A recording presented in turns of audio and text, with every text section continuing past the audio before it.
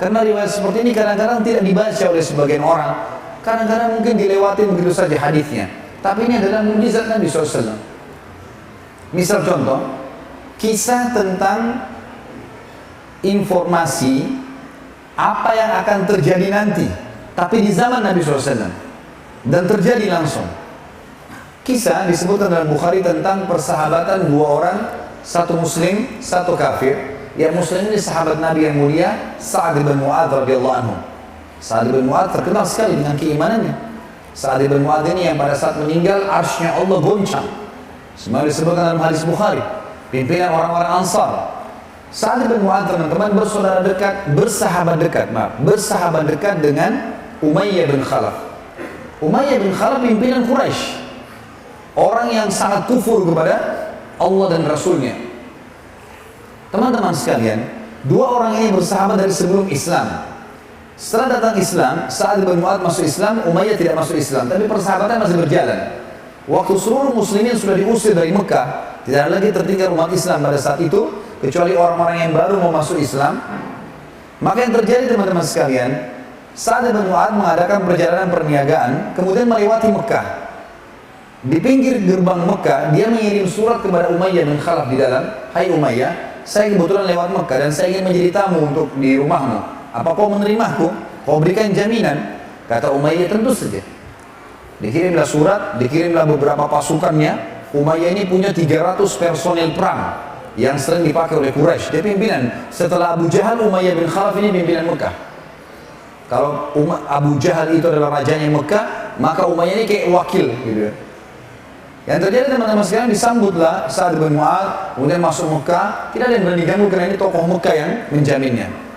Pada saat tiba di rumah, kata Sa'ad, wahai Umayyah, saya ingin tawaf di Ka'bah, tapi saya tidak ingin tahu sementara ada orang-orang kami. Orang tawaf telanjang, orang bersiul, orang tepuk tangan, tawaf kemusyrikan. Saya ingin tahu tidak ada orang. Kata Umayyah, baiklah, nanti kalau malam hari sudah kosong saya akan panggil kamu. Umayyah pergilah dulu sama teman-teman di Darun Nadwa. Setelah kosong Mekah, Ka'bah, saya masukkan Ka'bah adalah kalau kayak sekarang habis Isya sudah kosong. kalau di zaman dulu. Sekarang kan 24 jam, Masya Allah orang tawaf. Zaman dulu tidak. Maka yang terjadi setelah kosong, Umayyah pulang ke rumah panggil Sa'ad. Hai Sa'ad, kalau sudah kosong Ka'bah, mau tawaf saya temani. Begitu masuk di lingkaran tawaf, baru mau tawaf, tiba-tiba Abu Jahal datang. Tahu Abu Jahal ya? Fir'aunnya umat ini. Nabi SAW mengatakan Abu Jahal Fir'aunnya umat ini. Abu Jahal ini, teman-teman, julukannya dia di Mekah Abu Hakam. Abul Hakam. Hakam itu maksudnya bijaksana, cerdas sekali orangnya, sampai diangkat menjadi raja. Tapi kenapa Nabi kasih julukan Abu Jahal? Ini orang super goblok ya. Kenapa dikasih julukan seperti itu? Ada kisahnya. Abu Jahal ini setiap hari dia sama Abu Sufyan, sama satu lagi temannya, 3 orang ini selalu dengar Al-Quran di rumah Nabi diam-diam.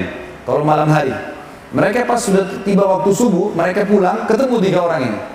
Lalu saling bertanya, kenapa? Ngapain kau di sini? Habis dengar ayatnya, ayat Quran yang dibaca Muhammad, semua ngaku sama. Janjian, besok jangan diulangi lagi ya. Kalau orang-orang Mekah tahu, nanti mereka akan masuk Islam nih. Sepakat, besok malam 3-3-nya ulangi lagi.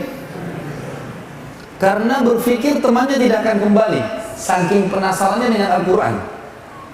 Subuh ketemu lagi, janjian lagi, nggak ulangi. Hari ketiga terulang hal yang sama.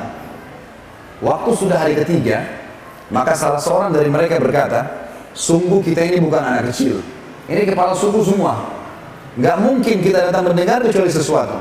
Lalu dia tanya kepada Abu Sufyan, bagaimana pendapatmu hai Abu Sufyan?